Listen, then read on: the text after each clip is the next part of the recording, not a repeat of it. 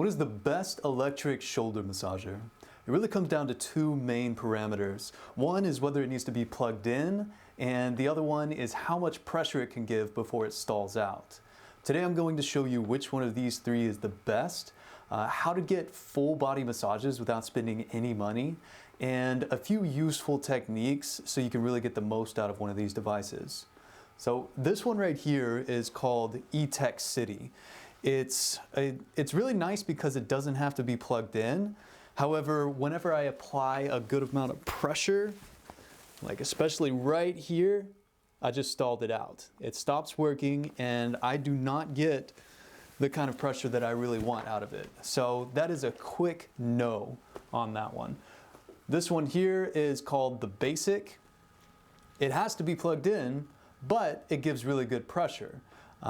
Because it's less convenient and you can't take it anywhere in the house, it is less expensive. The last that I saw, it was like $34.99, but that was like a 30% deal on Amazon, so look out for that.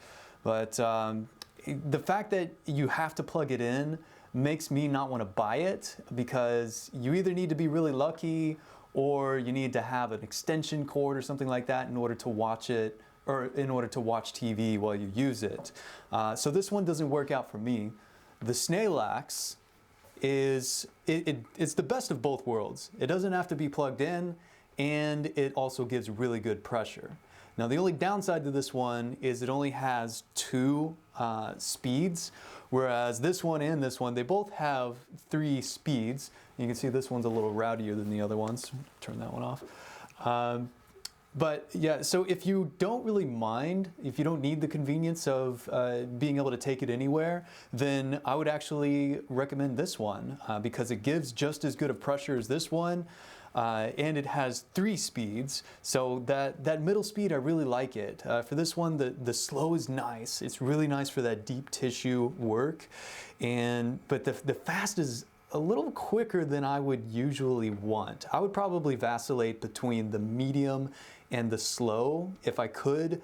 And coming in at just under $50, this one is a no-brainer for me. That's less than the price of an hour massage, and you are going to get hundreds of hours of shoulder massage out of this. And if you happen to know about one like the Snail Axe that is both battery powered and gives great pressure, but also has 3 speeds, unlike the 2-speed Snail Axe, let me know about that in the comments. So this device is great at what it does, but it's very limited. If you want to be able to get consistent full body massage without spending any money, and you're not lucky enough to have a sugar mama or sugar daddy, then you're gonna have to learn how to give massage. And once you learn how to do that, then you can trade out with your friends, your loved ones, your family. Hopefully those are both the same thing. Really anybody. I often trade out with other massage therapists. I've been doing this for 15 years. I have a lot of friends that I can trade out with. And it's great to just have that on hand, especially when you have your partner that you can trade out with. It will increase your intimacy, you can take care of each other, and you can save a fortune. I mean, because you could spend thousands of dollars on massage every year when it racks up.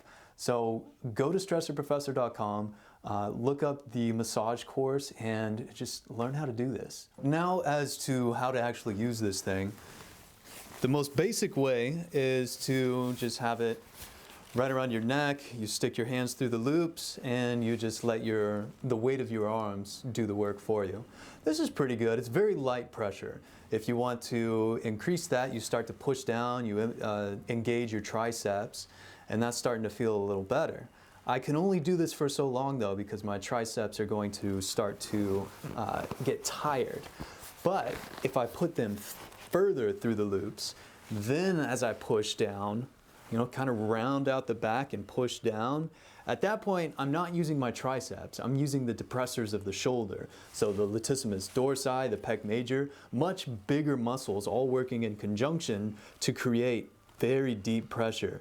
And this Snail Axe does not give up. It slows down a little bit, which is nice, but it doesn't give in. I'm sure some bodybuilder can do that, but I am good. I get really good deep work. So that's good for the shoulders. In order to work the occipital region, you bring it back up to the wrists, Bring it up to the base of the skull. And right there, that feels fantastic. Just working the neck muscles up at the base of the skull. You can also work right in between the shoulder blades. You see I have it like right on the wrist, and I'm on the shoulder blades. If you want to get down to the low back, then you switch it around. I'm sure I will get more slick with this in time, but at that point, I have it on the low back. You could also just lay on it on the ground. I often do that with the occipital as well. Yeah, so that's great. And then you can also use it on the hamstrings. You know, got it right here. I'll probably do that mostly while sitting down, but for viewing purposes. We have it here. I could use it on the quads by pushing on it. And so you can just get creative. You can pretty much use it everywhere, but it's just not ideal for everywhere. And lastly, once you're done doing it that way, you can also flip it over and do everything again. That'll give you a slight variation.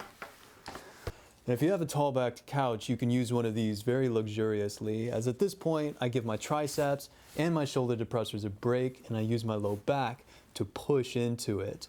You can also do that in the bed, on the floor, really anywhere. Just that way you can use, and actually you can use more gravity if you're laying perfectly horizontal. At this point, I'm going to be using mostly just my muscles, but at least I'm using a different group of muscles. So if you do end up wanting to purchase one of these, please use the link in the description box below. That way I'll be compensated for helping you in the decision process. If you found this video useful, then please give it a thumbs up. If you want to stay in touch, then you can subscribe right here. And if you have any questions, then let me know.